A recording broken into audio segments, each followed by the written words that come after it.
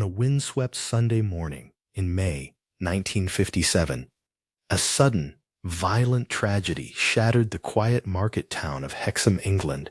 Two young sisters, 11-year-old Joanna and 6-year-old Jacqueline, were struck down on the pavement by a runaway vehicle. Their lives stolen in an instant, but as their broken bodies were laid to rest, their father made a chilling, impossible promise. He insisted they would return.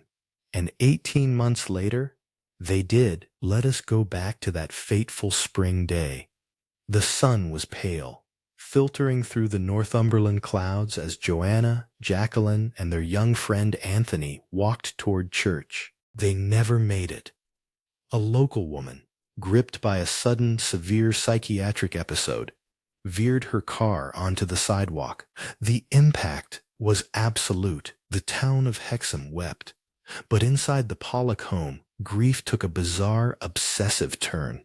John Pollock, a devout yet eccentric man, refused to accept that his daughters were gone forever.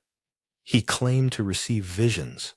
He told his wife, Florence, that their girls would be reborn to them. Florence, a traditional Catholic, rejected the idea as heresy. The tension in their home was palpable, a heavy fog of sorrow and theological warfare.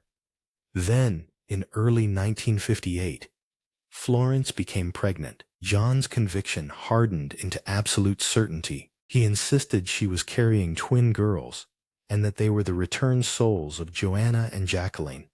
The family doctor scoffed, listening to the womb and hearing only a single heartbeat.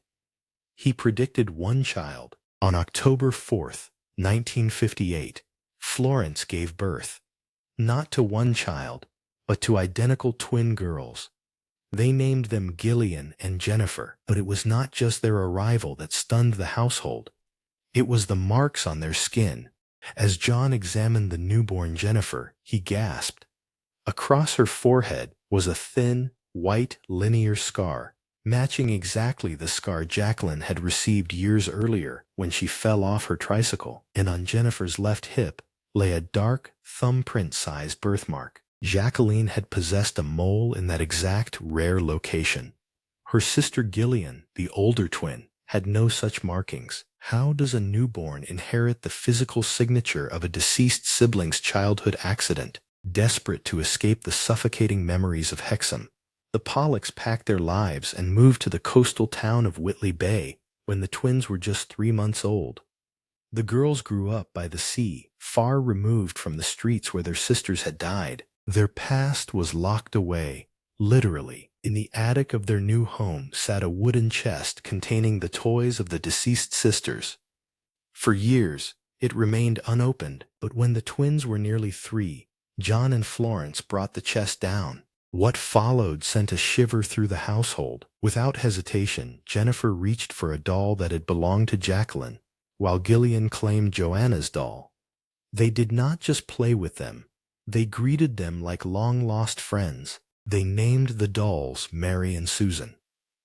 These were the exact, highly specific names the deceased sisters had given those very same dolls years before. Names the twins had never been told. When the girls were 4 years old, the family decided to return to Hexham for a brief day trip.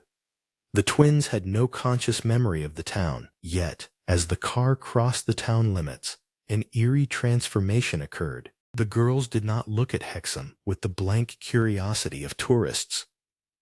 They looked at it with recognition.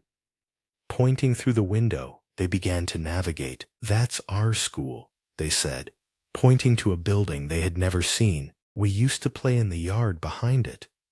They identified a local park, tracing the exact path to the swings. They knew the shortcuts, the turns, the layout of a town they had left in diapers. But it was not just geographical familiarity that haunted their childhood. It was a deep, instinctual terror.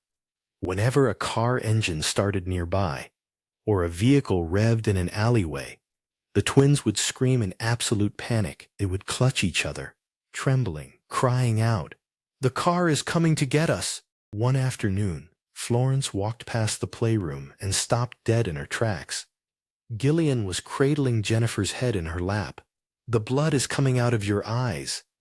Gillian whispered to her sister. "That's where the car hit you." And then, as suddenly as it had arrived, the mystery began to evaporate.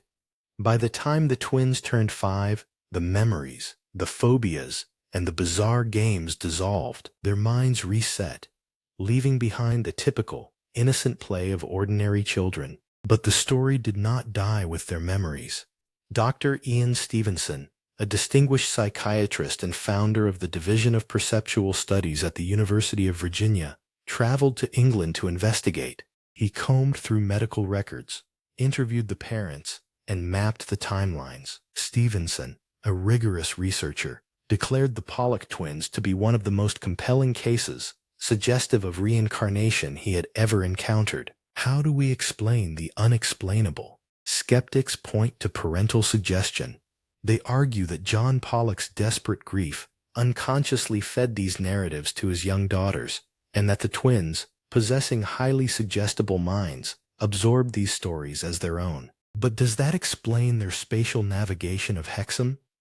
Does it explain why 2 toddlers would display such visceral, authentic terror at the sound of a car? Most importantly, how does psychological suggestion create a physical, white scar on a newborn's forehead, mimicking a tricycle accident from a previous life? Others suggest genetic memory, a theory that extreme maternal trauma can somehow imprint physical and psychological traits onto offspring. Or perhaps it was merely an extraordinary sequence of coincidences, inflated by grieving parents seeking solace in the wake of an unimaginable nightmare.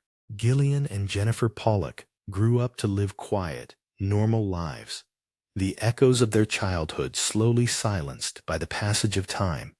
Yet the question remains, did 2 little girls find a way to cheat death, carrying the scars of their past life into the vessels of their future? Or did the minds of 2 grieving parents simply construct a ghost story so powerful that it manifested in the very flesh of their children? The truth remains buried in the windswept streets of Hexham, a quiet town where 2 lives ended, and perhaps, against all laws of nature, began again.